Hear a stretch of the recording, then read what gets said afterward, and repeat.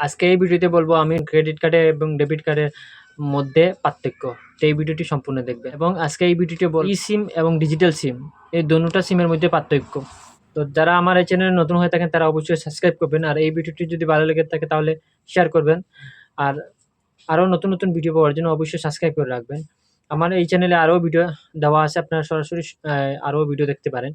এটা হলো debit card আর এটা হলো ক্রেডিট কার্ড। কি পার্থক্য?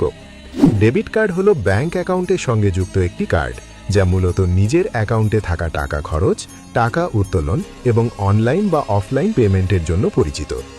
অন্যদিকে ক্রেডিট কার্ড হলো ব্যাংকের দেওয়া ঋণ ভিত্তিক একটি কার্ড, যা মূলত নির্ধারিত সীমার মধ্যে আগে খরচ করে পরে বিল পরিশোধ করার সুবিধার জন্য পরিচিত। এটি হলো ইসিম আর এইটা হলো physical SIM. What's the difference? ESIM হচ্ছে ফোনের ভেতরে থাকা একটি বিল্ট ইন বা ডিজিটাল সিম। এর জন্য আলাদা কোনো প্লাস্টিক কার্ডের প্রয়োজন হয় না, জাস্ট একটি কিউআর কোড স্ক্যান করলেই এটি ফোনে সচল হয়ে যায়। এটি অত্যন্ত নিরাপদ, কারণ ফোন চুরি হলেও চোর এই সিম ফোন থেকে খুলে ফেলে দিতে পারবে না। আর ফিজিক্যাল সিম হচ্ছে প্লাস্টিকের তৈরি সেই চেনা কার্ড, যা আমাদের ফোনে সিম ট্রের মাধ্যমে ভেতরে ঢোকাতে হয়। এটি এক ফোন থেকে অন্য ফোনে সহজে পরিবর্তন করা গেলেও সহজে নষ্ট হওয়া বা হারিয়ে যাওয়ার ঝুঁকি থাকে। এটি হলো ফাস্ট চার্জিং আর এইটা হলো wireless charging. What's the difference?